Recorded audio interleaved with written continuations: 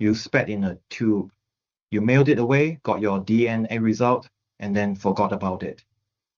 In the past year, that company changed owners twice.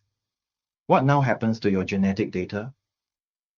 In March 2025, the genetics company 23andMe filed for bankruptcy. Its co-founder Anne Wojcicki resigned as CEO. Her company was to be sold in a courtroom.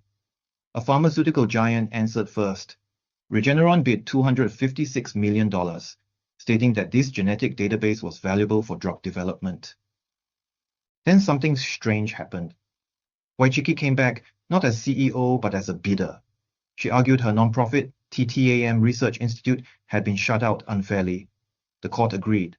The auction reopened. TTAM won with $305 million, and Regeneron walked away. By July, the deal closed.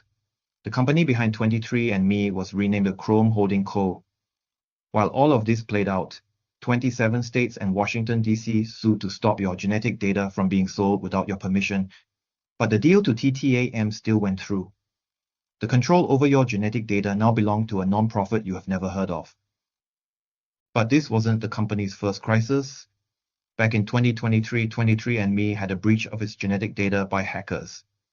In mid-2025, Britain's data regulator fined the company £2.31 million for failing to implement adequate cybersecurity controls. And it made one good point. A password can be changed. Your genome cannot.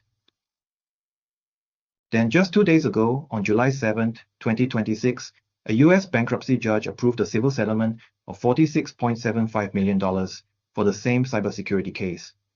Roughly $32 million of the fund is still owed to affected users. Almost 3 years later, the bill finally came due. So what actually happens to genetic data like yours once it's inside a company like this?